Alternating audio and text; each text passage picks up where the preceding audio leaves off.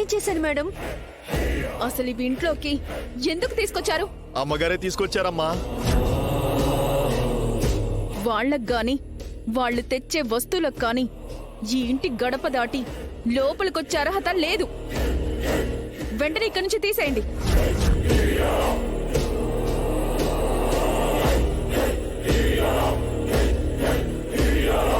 తీసుకెళ్లి వాళ్ళ మొహం మీద కొట్టకుండా ఇక్కడి దాకా ఎందుకు తీసుకొచ్చావు మామ్?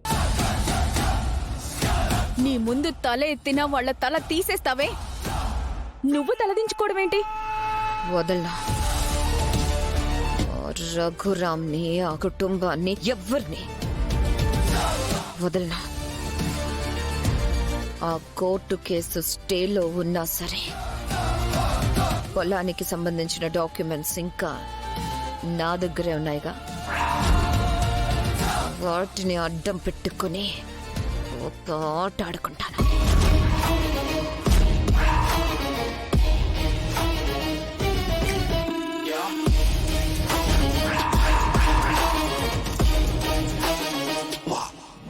నువ్వు వెస్టర్న్ డాన్స్ స్కూల్ స్టార్ట్ చేసే టైం వచ్చింది. దానికి కావలసిన ఏర్పాట్లు చూసుకోండి. అలాగే మా.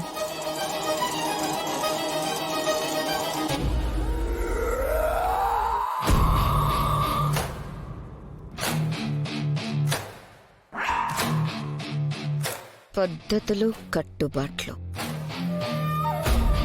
ఆదర్శమూర్తిలా ఈ ఊరిని నీ కంట్రోల్లో పెట్టుకున్నావుగా.